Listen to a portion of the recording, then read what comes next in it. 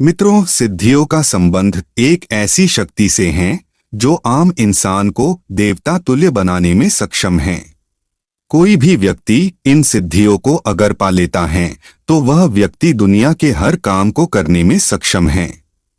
मित्रों, मानव शरीर की बनावट भगवान ने इस तरह से किया है कि व्यक्ति अपने तपस्या और साधना से पूरे ब्रह्मांड को भी हिला सकता है। अगर कोई व्यक्ति चाहे तो वह अपने सिद्धियों के द्वारा पंच तत्व पर भी नियंत्रण पा सकता है। वायु में उड़ना, जल पर चलना, एक से अनेक रूप धारण कर लेना, एक समय में अनेकों स्थानों पर उपस्थित रहना, अपने आप को विशालकाय रूप में बदल लेना आदि जैसे चमत्कारी कार्य ये सभी सिद्धियों के द्वारा किया जा सकता है। मित्रों, सिद्धियां कई प्रकार की होती है। जैसे कि आपने तो यह जरूर सुना होगा कि हनुमान जी के पास अष्ट सिद्धियां थी, जिसके ऊपर हमने पहले ही वीडियो बना दिए हैं। इसके अतिरिक्त आज हम आपको 16 चमत्कारी सिद्धियों के बारे में बताएंगे जो व्यक्ति को आम व्यक्ति की तुलना में कई गुना शक्तिशाली बना सकता है।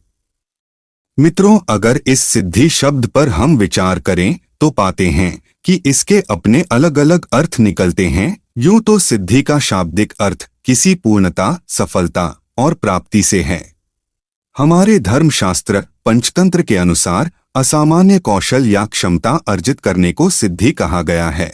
इन सिद्धियों को प्राप्त करने के बाद असंभव से असंभव कार्य साधक के लिए असंभव नहीं रह जाते हैं। इन सिद्धियों के बाद मानव सांसारिक मोह माया से मुक्त हो जाता है, कामनाओं से रहित हो जाता है, भौतिक वस्तुओं की लालसा समाप्त हो जाती है।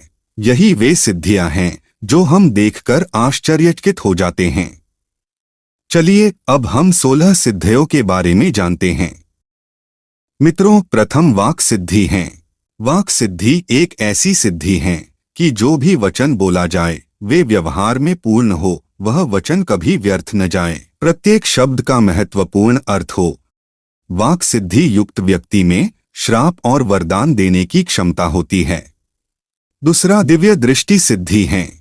दिव्य दृष्टि का तात्पर्य है कि जिस व्यक्ति के संबंध में चिंतन किया जाए उसका भूत, भविष्य और वर्तमान एकदम सामने आ जाए। आगे क्या कार्य करना है, कौन सी घटनाएं घटित होने वाली हैं, इसका ज्ञान होने पर व्यक्ति दिव्य दृष्टि युक्त महापुरुष बन जाता है। तीसरा प्रज्ञा सिद्धि है।